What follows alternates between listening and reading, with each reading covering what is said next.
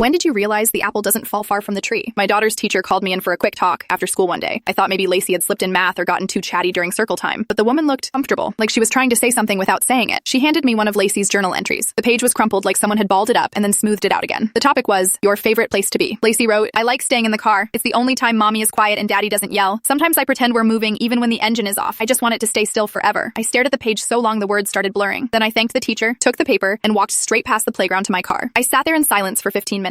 No music. No thoughts, just my hands on the steering wheel and my daughter's handwriting burned into my brain. I didn't yell at Lacey. I didn't ask her what she meant because I already knew. My dad was the kind of man people respected from a distance and feared up close. My childhood memories come in flashes. Broken plates, slammed doors, my mom whispering, just keep your head down. I used to hide behind the couch whenever the garage door opened. I swore I'd never marry someone like him. Then I met Ben. He was different at first. Charming, soft-spoken. He'd call me his calm and kiss my hand like we were in some old movie. But the first time I disagreed with him in public, he pinched my legs so hard under the table I limped for 2 days. I told myself it was stress, a fluke, something fixable. The second time, he snapped my phone in half when I didn't text back fast enough, but he never hit me. Not with his fists. He didn't have to. He could undo me with a single look, could twist my words until I didn't trust myself to speak, could make Lacey cry from the next room without even raising his voice. And I let it happen. I let my daughter grow up watching it happen. The night I finally realized how far gone I was, we were eating dinner. Lacey spilled her milk. Not on purpose, not carelessly. She just knocked it over while reaching for the bread. Ben stood up so fast his chair toppled backward. Lacey froze. I froze. And before he could open his mouth, I heard my own voice. Not shouting, not pleading, just sharp, hollow, mechanical. I'll clean it. Ben didn't say anything. He just sat back down, smug, like he'd trained us well. Later that night, I found Lacey in her closet with the door closed. She was holding her stuffed dog, whispering, it's okay. You didn't do anything wrong. She wasn't talking to the toy. She was talking to herself. I left the next morning. No dramatic confrontation. No screaming match. I packed a bag while Ben was at work, picked Lacey up early from school, and drove until the gaslight came on. We stayed at a women's shelter for 2 months. Lacey thought it was a hotel at first. She loved the bunk beds. I pretended I loved them too. At night, I stared at the ceiling and tried to remember who I was before my world got small. Ben filed for emergency custody, claimed I was unstable, said I'd kidnapped our child. He even showed up at the shelter once, pounding on the windows until police dragged him off the property. But I didn't back down this time. I got a lawyer. I got a therapist. I showed the court his messages. I showed them the broken phone, the bank statements, the journal entry. I won. Not everything, but enough. Now it's just me and Lacey in a one-bedroom apartment with a leaky faucet and walls thin enough to hear the neighbors argue. But there's laughter too. Sometimes music. And the silence when it comes doesn't feel like fear anymore.